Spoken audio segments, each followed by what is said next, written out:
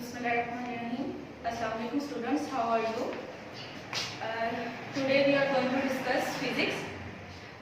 You have already studied your chapter number 1 complete. So now we are going to start from our chapter number 2, which is kinematics. Okay. So first of all, you must know that what is kinematics. Kinematics is a study of motion of an object without discussing its cause.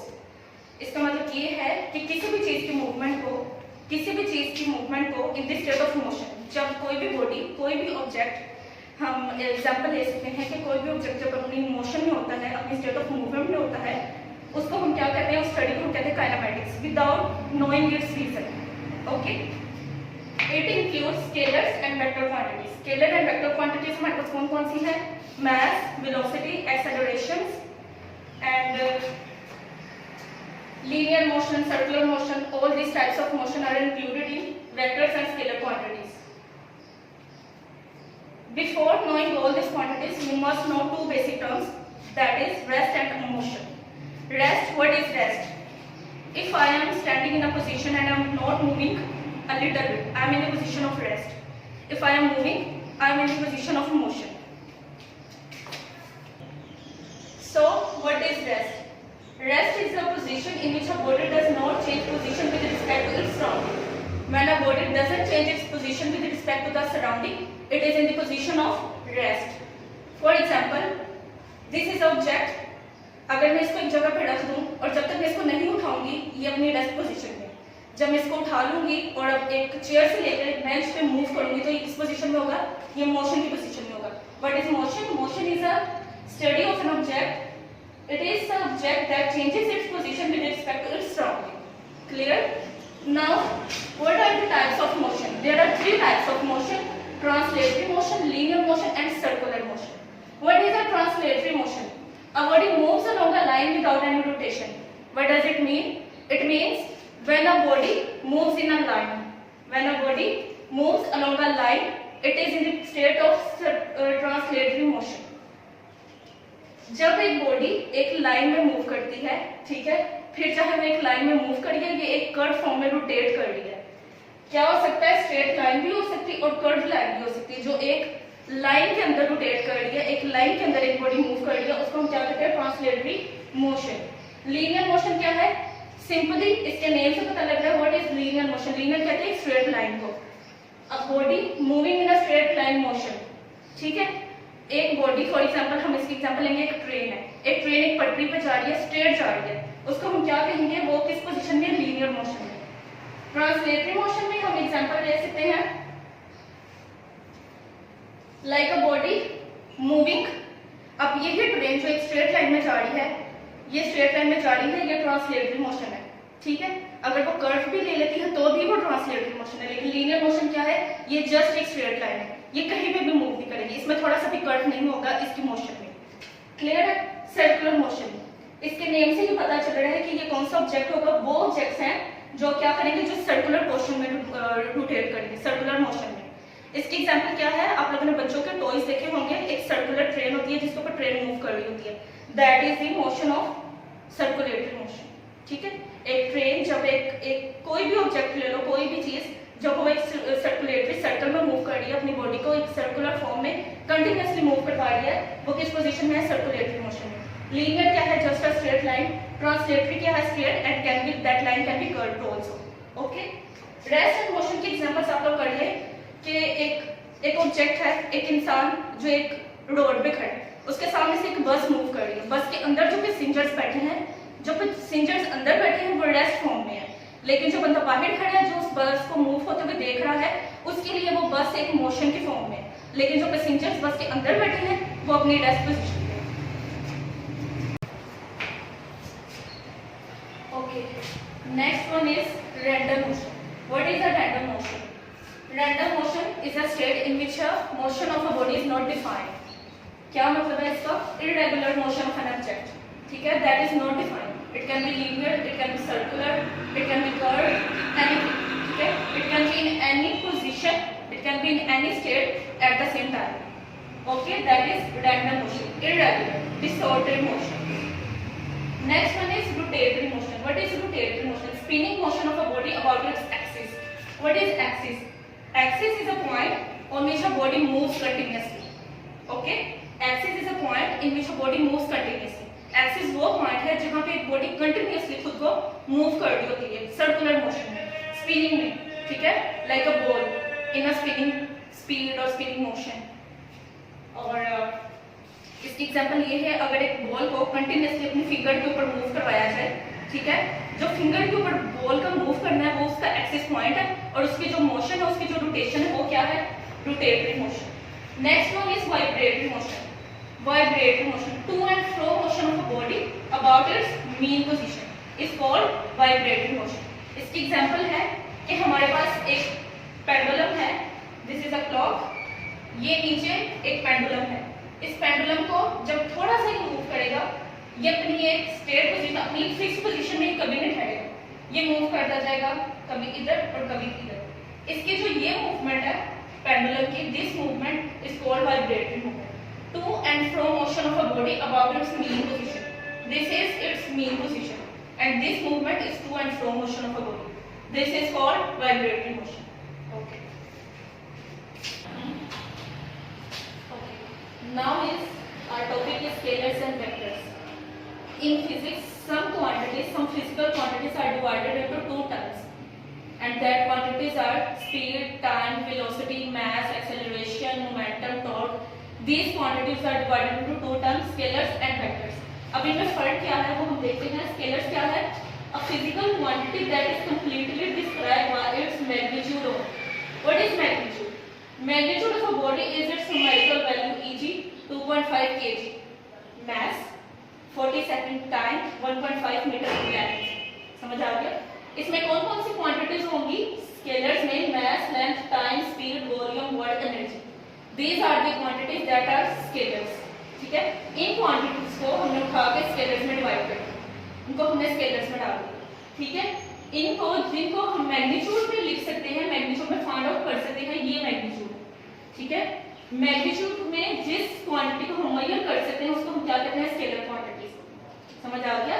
Completely describe by its magnitude only. Magnitude only वो वाली quantities जो सिर्फ अपने magnitude जिनका हो, जिनका सिर्फ magnitude हो, only magnitude.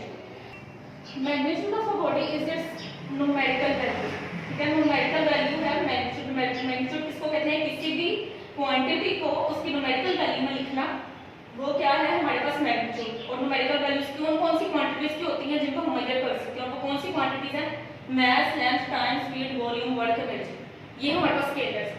Okay, next one is vectors. Vectors कौन सी क्वांटिटीज हैं? That can be completely described by magnitude and direction. इसमें क्या था? Just magnitude, only numerical values. लेकिन यहाँ पे क्या है? यहाँ पे वो वाली क्वांटिटीज है जो मैग्नीट्यूड के साथ साथ डायरेक्शन जिनकी हम डिस्क्राइब कर सकते हैं। और वो वाली क्वांटिटीज कौन कौन सी है? Velocity, displacement, force, momentum, torque, etcetera. ठीक है, ये वो वाली क्वांटिटीज है जिनकी मैग्नीट्यूड के साथ साथ हमें डायरेक्शंस भी फाइंड आउट करनी है। ठीक है, जिन क्वांटिटीज की डायरेक्शंस और मैग्नीट्यूड दोनों होंगे उनको हमने डिवाइड कर दिया इसमें वेक्टर्स में। क्या है आगे? इसके एग्जांपल्स है हमारे पास। इसकी एक एग्जांपल आपकी बुक में मौजूद है, आपको दिखाती हूँ। On page number 33 this part it is the examples of vectors. ये वेक्टर्स की एग्जांपल है। क्या वो कह रहा है? वो कह रहा है कि एक टेबल है, एक हमारे पास टेबल है लाइक दिस। अगर इसकी एक साइड पे अगर इस पे फोर्स अप्लाई की जाए, इसकी जस्ट एक साइड पे फोर्स अप्लाई की जाए दो हैंड्स के साथ, ठीक है, एक फोर्स अप्लाई की जाए तो क्या होगा? इसकी डायरेक्शन उसी तरफ को पुल करेगी जिस तरफ इसको खींचा जाएगा। ठीक है, यहाँ पे क्या है? यहाँ पे इसकी फोर्स, इसकी मैग्नीट्यूड तो है, इसकी डायरेक्शन तो है, लेकिन इसकी मैग्नीट्यूड नहीं है। ठीक है, क्योंकि हमें ये नहीं पता कि फोर्स कितनी इंप्लीमेंट हो रही है। नेक्स्ट उसने कहा कि अगर इसी टेबल को हम इस तरह जूम करें कि एक फोर्स अप्लाई हो रही है एक इस साइड पे और एक टेबल की दूसरी साइड पे, ऑपोजिट डायरेक्शंस में एक फोर्स टेबल पे अप्लाई हो रही है और दोनों साइडों से जो फोर्स है वो टेबल को अपनी अपनी तरफ पुल कर रही है। ठीक है, thus the description of a force would be incomplete. ठीक है, if direction is not given. अब यहाँ पर डायरेक्शन तो कहीं जा ही नहीं, टेबल तो कहीं पे भी मूव नहीं करेगा क्योंकि दोनों साइडों पे इक्वली फोर्स अप्लाई हो रही है, तो टेबल को कहीं पे भी मूव नहीं करने देगी। और अगर हमारे पास डायरेक्शन नहीं है तो हमारे पास फोर्स कितनी अप्लाई हो रही है हम वो नहीं जान सकते। ये हमारे पास कौन सी एग्जांपल है? वेक्टर्स। ये हमारे पास वेक्टर्स है। क्लियर है? Start. Next is representation of vectors. Vectors को हम रिप्रेजेंट कैसे करते हैं, किस तरह हम स्केलर से डिफरेंस उनका शो करते हैं, कि ये कैसे पता चलेगा कि हमारे पास वेक्टर्स है। हम क्या करते हैं, ये जो भी सिंबल्स हैं हमारे पास, फोर्स का F, एक्सेलरेशन का A, डिस्प्लेसमेंट का D, इनको हम क्या करते हैं, इनके ऊपर हम छोटी छोटी बार्स लगा देते हैं, जिससे हमें पता चलता है कि ये हमारे पास वेक्टर्स हैं। बार्स लगा देते हैं और क्या हम करते हैं, एरोस लगा देते हैं, एरोस के साथ इनको शो करते हैं। ये हमारे पास वेक्टर्स की रिप्रेजेंटेशन है। जहां पर भी आपको इस तरह के सिंबल्स नजर आएंगे बार्स और एरोस के साथ, आपको फौरन पता चल जाएगा कि ये हमारे पास वेक्टर्स है। ठीक है, इसको रिप्रेजेंट करने का एक और तरीका है, जहां से हम इसकी डायरेक्शन, ठीक है, डायरेक्शन और मैग्नीट्यूड दोनों फाइंड कर सकते हैं। वो कैसे? ऐसे एरो। ठीक है, एक एरो है हमारे पास, एक डायरेक्शन है, ये डायरेक्शन है जिसमें बॉडी मूव कर रही है, बॉडी ए से बी पोजीशन की तरफ मूव कर रही है। इसकी डायरेक्शन जो है ए से बी की तरफ जा रही है, हमारे पास क्या है, वेक्टर। ठीक है, जितनी स्पीड से जाएगी, जिससे हम इसका किसी भी स्केलर से, किसी भी स्केलर क्वांटिटी से हम इसको मेजर करेंगे, जितनी भी नंबरिंग से ये मूव करेगी, जितनी स्पीड से मूव करेगी, वो हमारे पास इसका मैग्नीट्यूड होगा। फॉर एग्जांपल, बॉडी मूव कर रही है 3 किलोमीटर आवर स्पीड के साथ, एक बॉडी मूव कर रही है पॉइंट ए से पॉइंट बी की तरफ, ये हमारे पास मैग्नीट्यूड है। ठीक है, और बी हमारे पास क्या है, direction. Clear? Now further there are some definitions you must know about. First one is position. What is position? Location of a place or a point with respect to some reference point called origin. ठीक है, किसी जगह के बारे में बताना। ठीक है, एक origin, एक पॉइंट का रेफरेंस लेके क्या है, पोजीशन। फॉर एग्जांपल, कि आप लोगों ने अपने घर की, अपने स्कूल की लोकेशन बता दी अपने घर के हिसाब से। For example, this is your home and this is your school. So the position of your school with respect of your home, the position of your school according to the reference point of your home, HS, this is called position. समझ आ गया? अपने position of your school from your home will be represented by HS.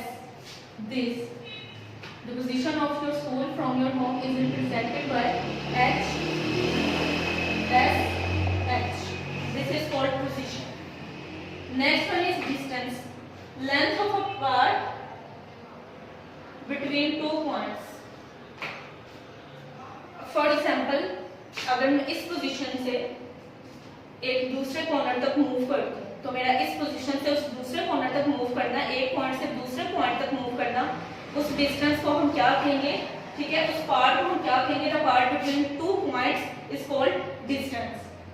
Okay, next one is displacement. Shortest distance between two points has magnitude and direction.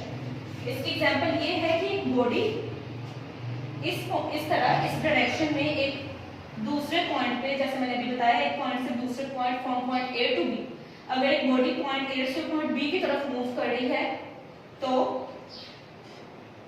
इसकी जो direction है, इसकी movement है, उसको क्या है हमारे पास, डिस्टेंस। उसको हम किससे रिप्रेजेंट करेंगे? डिस्टेंस को एस के साथ। लेकिन व्हाट इज डिस्प्लेसमेंट? अगर एक बॉडी शॉर्टेस्ट डिस्टेंस पे डायरेक्ट, ठीक है, अपनी ओरिजिनल जो है उसकी मोशन, अपने ओरिजिनल जो मूवमेंट है उसको छोड़ के एक शॉर्टेस्ट डिस्टेंस में ट्रैवल करेगी from A to B, this is called displacement. Now next one is speed. Distance covered by an object in unit time. ठीक है, अगर मैं कहूँ एक बॉडी ए से बी तक मूव करी है डिस्टेंस एस के साथ, तो ये कितने टाइम में मूव किया है? वो जो इसका टाइम है, ठीक है, इसका डिस्टेंस है इन यूनिट टाइम, वो क्या है? स्पीड। कि किस स्पीड से, कितनी स्पीड से मूव की है एक बॉडी एक पॉइंट से दूसरे पॉइंट तक, दैट इज कॉल्ड स्पीड। इसको फाइंड आउट कैसे करेंगे? Speed is equal to distance covered. Okay, distance covered divided by time. यहाँ से हम डिस्टेंस अगर निकालेंगे, डिस्टेंस हमें निकालना होगा, ये स्पीड को जिससे हमने रिप्रेजेंट किया है वो है v, डिस्टेंस हमारे पास s है, टाइम हमारे पास t है। ठीक है, अगर हमें यहाँ से डिस्टेंस फाइंड करना है तो डिस्टेंस को स्टार्ट में ले आएंगे, speed multiply by unit time हो जाएगा, s is equal to vt। s is distance, speed is v and t is time. System international units आपने फर्स्ट चैप्टर में पढ़े हैं, सिस्टम इंटरनेशनल यूनिट जो होगा स्पीड का वो ये है, ठीक है, मीटर पर सेकंड स्क्वायर। कैसे है मीटर? डिस्टेंस क्या है, इसको रिप्रेजेंट करते हैं हम किसमें? मीटर में। यूनिट टाइम क्या है? टी।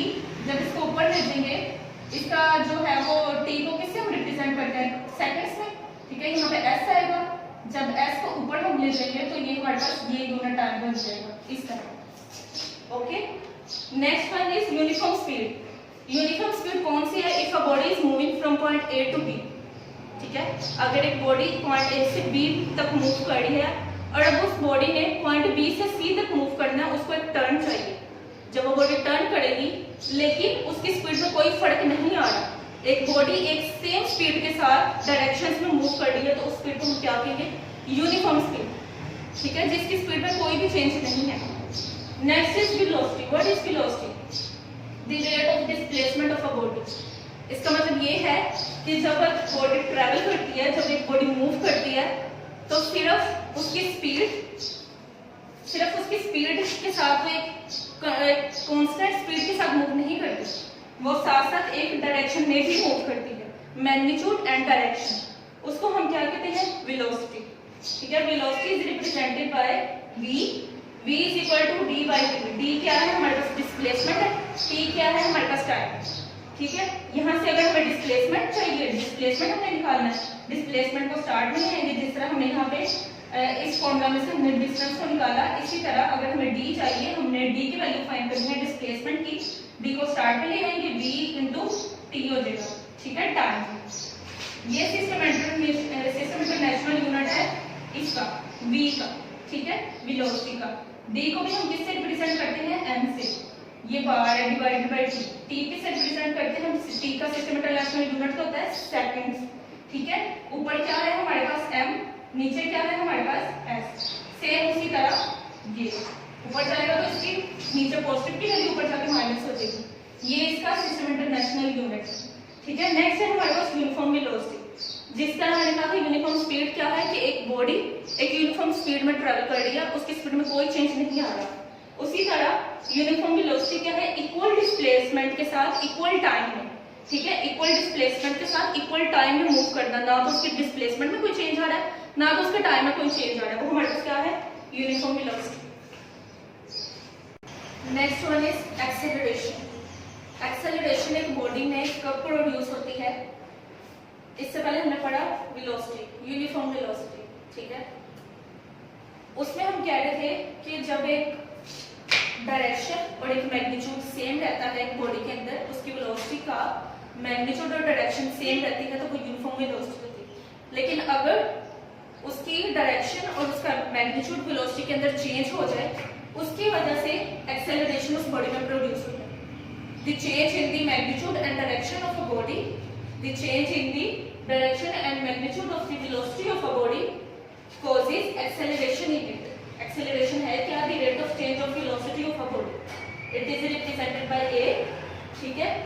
Acceleration को हम कैसे फाउंड आउट कर सकते हैं? A is equal to change in velocity, ठीक है, divided by time taken. कितने टाइम में वो ट्रेवल कर रही है वो वाली body. Acceleration is change in velocity क्या है? Final velocity minus initial velocity. Initial velocity वो है जिस पॉइंट से बॉडी ने स्टार्ट किया, वो उसकी इनिशियल वेलोसिटी है। जिस पॉइंट तक वो बॉडी जाकर रुकी वो उसकी फाइनल वेलोसिटी है, ठीक है। Final velocity minus initial velocity divided by time taken. इसको इस तरह रिप्रेजेंट करेंगे, फाइनल वेलोसिटी को bf से, इनिशियल वेलोसिटी को vi से डिवाइडेड बाय टाइम। ये एक्सेलरेशन फाइंड आउट करने का फॉर्मूला है, okay. Next one is uniform acceleration. Equal changes in the velocity in equal interval of time, ठीक है। अगर एक बॉडी में कोई चेंज नहीं आ रहा, जिस डायरेक्शन में, जिस मैग्नीट्यूड के साथ, जिस स्पीड के साथ, जिस वेलोसिटी के साथ वो बॉडी मूव कर रही है, अगर उसी से कंटिन्यूअसली मूव करती जाएगी, उसमें एक्सेलरेशन प्रोड्यूस हुई है लेकिन मजीद उसमें कोई चेंज नहीं आया, तो वो बॉडी क्या है? यूनिफॉर्म एक्सेलरेशन, ठीक है। नेक्स्ट इज डिसेलेरेशन और रिटार्डेशन। इसको हम, ये क्या है? If a body, if the direction, if the magnitude of a body, ठीक है, और if the velocity of a body increases, ठीक है, if the velocity of a body increases with the increase in direction, ठीक है, जितने ज्यादा direction move करेगी, अगर उस बॉडी की वेलोसिटी जो है वो भी उसी तरह इंक्रीज करती जाएगी, तो वो हमारे पास कौन सी एक्सेलरेशन होगी? पॉजिटिव, ठीक है। लेकिन अगर एक बॉडी की वेलोसिटी जो है वो डिक्रीज करेगी, मैंने कहा अगर एक बॉडी की वेलोसिटी इंक्रीज करेगी तो वो क्यों करेगी? क्योंकि उसकी डायरेक्शन, एक बॉडी उसी डायरेक्शन में कंटिन्यूसली जा रही है, इसीलिए उसकी वेलोसिटी इंक्रीज कर रही है। लेकिन एक बॉडी अगर कंटिन्यूसली उस डायरेक्शन में नहीं जा रही, वो वापस आ जाती है, तो उसकी जो वेलोसिटी है वो पॉजिटिव नहीं होगी, उसकी जो वेलोसिटी वो बढ़ेगी नहीं, वो कम होगी, डिक्रीज होगी। तो उस डिक्रीज वेलोसिटी को हम क्या कहेंगे? Negative acceleration.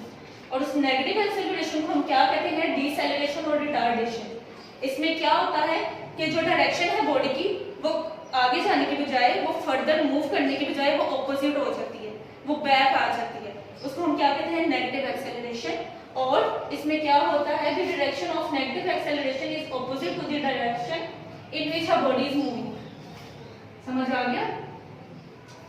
अगर एक बॉडी की वेलोसिटी इंक्रीज हो रही है क्योंकि वो एक ही डायरेक्शन में मूव कर रही है, अगर एक बॉडी कंटिन्यूसली डायरेक्शन में मूव कर रही है, एक ही लाइन में मूव कर रही है, तो उसकी वेलोसिटी इंक्रीज होगी।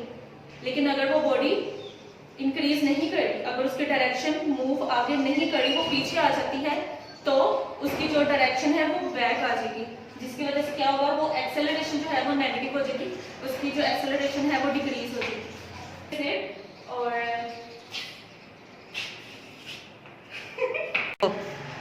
Okay student, now the lecture is wind up, ठीक है।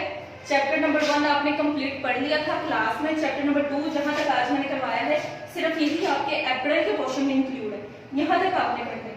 मई के सिलेबस में इससे आगे हम कंटिन्यू करेंगे। ओके, अल्लाह हाफिज़।